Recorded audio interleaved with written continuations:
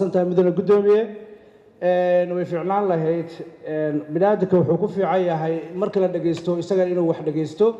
laakiin inta iska hadlaan dadka haddana isaga tagaan meesha waa xogaa waa laga fiican yahay waayo adigu waa lagu dhageystay waa lagu fadhiyey waxaa fiican in adiga xogaa dulqaadatid oo afariisatid aad dhageysatid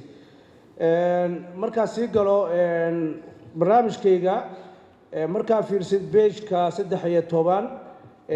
xogaa sixitaan yar baan rabaa inaan sameeyo oo ah guddiga wuxuu diyaarinayaa cilmi baaris dheer oo tilmaamaya aragtida waxaa ku qoran meesha madaahibta waxaan u maleynayaa in loola jeeday madaahibta marka xogaa teeb errorkaas meesha ku jiro horta marka ugu horeysa meesha in laga saxo waan rabaa ta kale qodobka 11aad farqadiisa koowaad iyo labaadba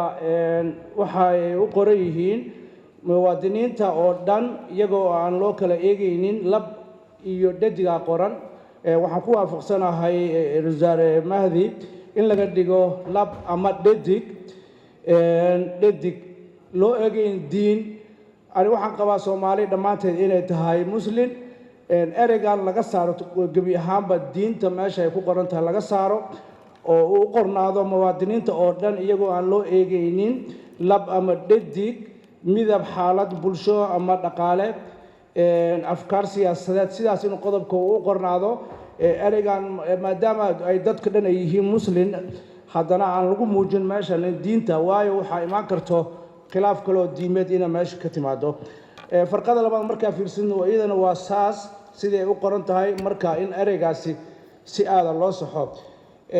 qodobka afraad ee dadka walwalka badan ay ka muujiyeen oo la soo jeeday waliba inuu ku cusub yahay farqadan ay cusub tahay haddana walwal badan laga muujiyey la dhahay qof maqaam ama maamuus uu leeyahay awgeed uguma baxsan karo marka qof baa la yiri ani hadda xildhibaan ahay haddaa dembi oo falagaransaha la arkay galo waxay noqonaysaa miya marka inaan la soo qaban ama la soo eedinin ama dacwo madina lagu qaadin waxa laga yaabaa in qofka waa shakhsi muwaadin ah xaqa loogu leeyahay in dacwad madina lagu qaado marka inuu ka baxsado cadaaladda xasaanadiisa ka reebaysa xogaa waa laga fiican yahay waliba waxaan ku xoojinayaa in lagu daro laguma difaaci karo shakhsiga dembiga galay laguma difaaci karo xasaanad laguma difaaci karo hadduu dembi galo waa in dembiga sida uu yahay waxaan qabaa in loo qaado markaa fiiriso qodobka 13aad markaa fiirsid waxaa qoran soo ridida ilmaha waa arin ka soo horjeeda shariicada islaamka waa sax waana reeban tahay haddii ayna keenaynin lagu qoray arigaas aadaa loo sahlay oo la yidhi ayna keenaynin anigu waxaan qabaa in laga dhigo ayna jirin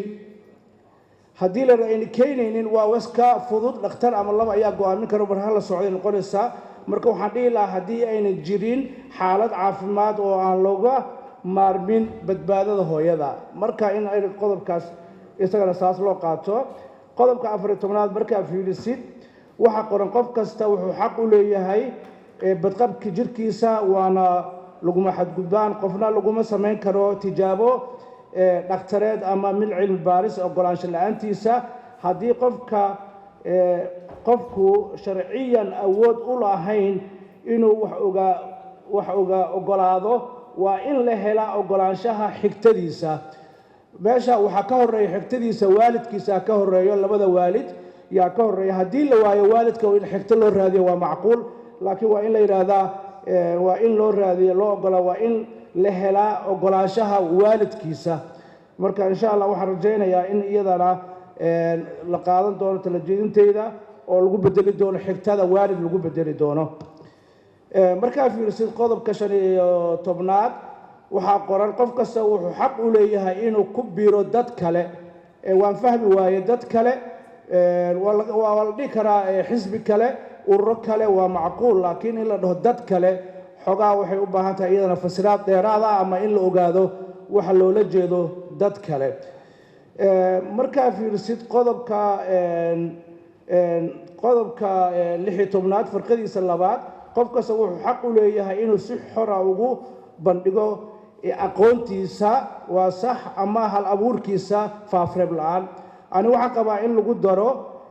qof kasta wuxuu xaq u leeyahay inuu si xor ah u soo bandhigo aqoontiisa cilmi baaristiisa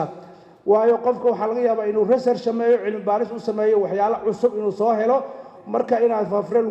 lagu samayn karin sorry aan lagu samayn karin marka in lagu daro cilmi baaristiisa qodobkan mar walba lagu soo celceliyay waxa oo ah farqada 17aad markii hore 19aad farqadeeda labaad waxaa loo qoray waxaa waajib ah in amarka garsooraha si toos ah loogu akhriyo deganaha hooyga baarahana waxaa ka reeban ku xadgudubka sharciga waa qodob dastuuriya sharciya oo ummaddan anfacayo oo runtii aad u fiican waxaan soo jeedinayaa sida walaalahayga xildhibaanadii ugu horreeyay sheegeen in dib loo soo celiyo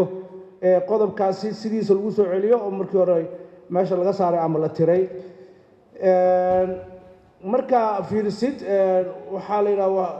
insha allah waxaan rajaynayaa intaas tala soo jeedinteedu maanta ay tahay aad iyo aad baad u mahadsantihiin mudane guddoomiye waxaa codsan lahaa in xildhibaanada marka 11 la bilaabo